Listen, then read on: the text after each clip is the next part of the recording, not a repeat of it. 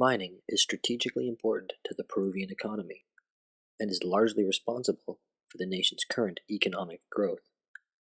As opposition towards mining continues to grow, it threatens not only a major source of government revenue, but also Peru's political stability.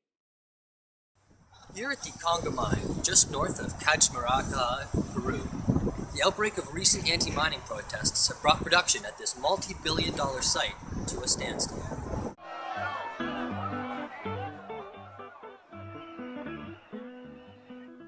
This growing opposition towards the mining industry in Peru was a dominant feature of the 2011 elections, won by Ollanta Humala on a platform that denounced the pro-business policies of previous administrations.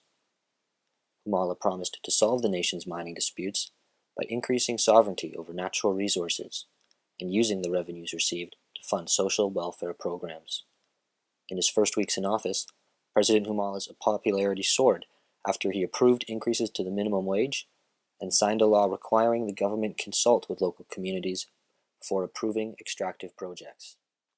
In order for Humala's social policies to be effective, it will be necessary that they are preceded by and linked to an increased ability of the administration to regulate the mining industry, as well as to manage the revenues it receives at both the regional and national levels. It is expected that between $40 to $55 billion will be annually invested in the Peruvian mining industry by 2022. There remains, however, little distinction under Peruvian law between foreign and domestic firms.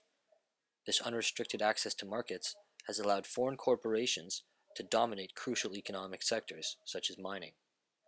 In 2012, for example, 2 international corporations accounted for over half of Peru's gold exports. In addition to marginalizing domestic miners, this significantly reduces the ability of local communities to engage in dialogue over mining operations.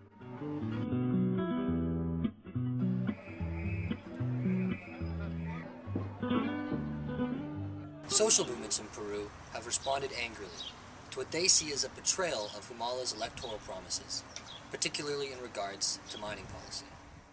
With increasing opposition to the government's policies, anti-mining protests have spread across the country.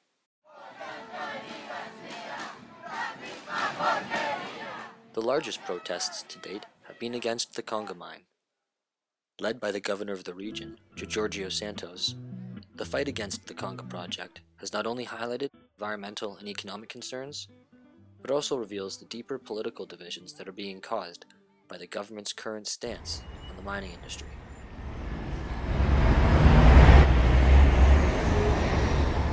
Many of us were hopeful that President Humala would address the inequalities in the distribution of mining revenues and help the regional governments implement successful developmental policies.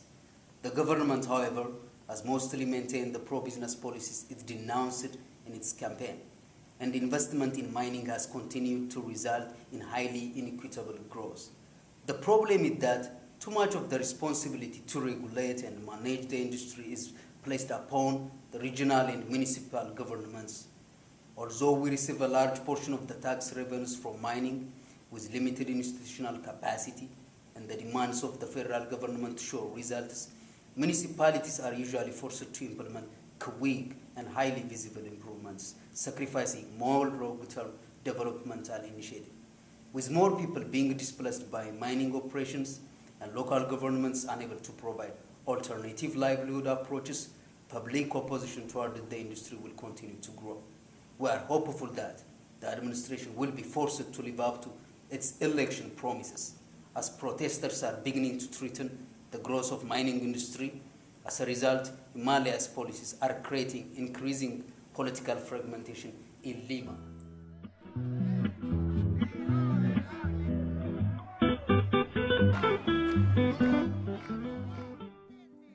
President Humala's political party, the Gana Peru, won a narrow 2-seat majority in the 2011 elections. Humala has since faced political backlash from within the party for what many see as a failure in regards to his handling of the current mining protests. 3 party congressmen have resigned, all citing the administration's pro-business stance and a lack of alignment with party ideals.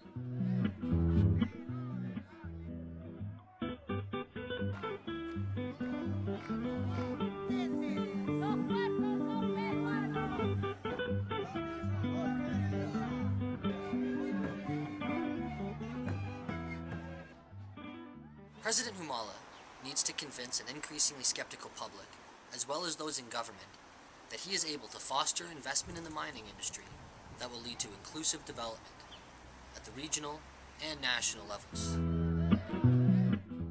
To accomplish this, President Humala will first need to increase the ability of government agencies to regulate the mining industry.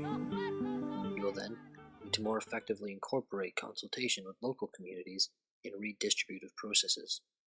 He will finally have to assist regional governments in the implementation of projects that build upon long-term social capital. For